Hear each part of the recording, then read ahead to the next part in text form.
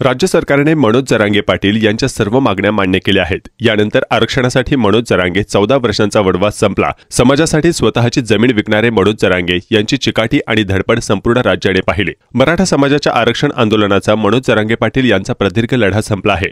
आंदोलनाचा 14 वर्षांचा वनवास संपला आहे। समाजासाठी सर्वस्व देणारे मनोज जरांगे पाटील यांच्या पदरात आरक्षण मिळाले। मराठा समाजासाठी 2011 पासून सुरू केलेल्या आंदोलनाला अखेर 2024 मध्ये यश आला।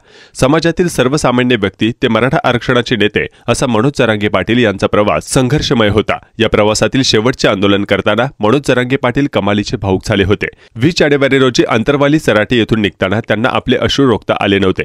मनोज जरांगे पाटील यांनी 2011 पासून मराठा समाजासाठी काम करण्यास सुरुवात केली। आरक्षणाच्या चळवळीत ते 2011 मध्ये सक्रिय झाले।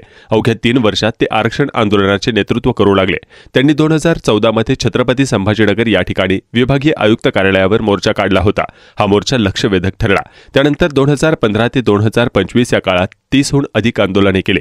मनोज जरांगे पाटील बीड जिल्ह्यातील मोतोरी या गावातील रहिवासी आहेत। त्यांनी बीडमधून जालनाकडे आपला मुक्काम हलवला। त्यांच्या घराची परिस्थिती ही सामान्य होती, त्यामुळे उपजीविकेसाठी त्यांनी हॉटेलमध्ये काम सुरू केले। परंतु समाजासाठी काम करायचे त्यांनी ठरवले आणि कुटुंबाकडे दुर्लक्ष करत मराठा आंदोलनात सहभागी झाले। मराठा आंदोलन उभारण्यासाठी त्यांनी स्वतःची जमीन विकली। मराठा समाजाच्या आरक्षणासाठी अनेक मोर्चे काढले, आमरण उपोषणे केले, रस्ता रोको आंदोलनही केले। त्यामुळे मनोज जरांगे पाटील हे नाव संपूर्ण मराठवाड्यात पसरले। मनोज जरांगे यांनी शोभा संघटनेची स्थापना केली। जालन्यामधील साष्ट पिंपळगाव या ठिकाणी तब्बल 90 दिवस ठिय्या आंदोलन केले। त्यावेळी 6 दिवस उपोषणही केले। मनोज जरांगे पाटील यांनी काँग्रेसचे काम केले होते, परंतु राजकीय वातावरणात ते रमले नाहीत।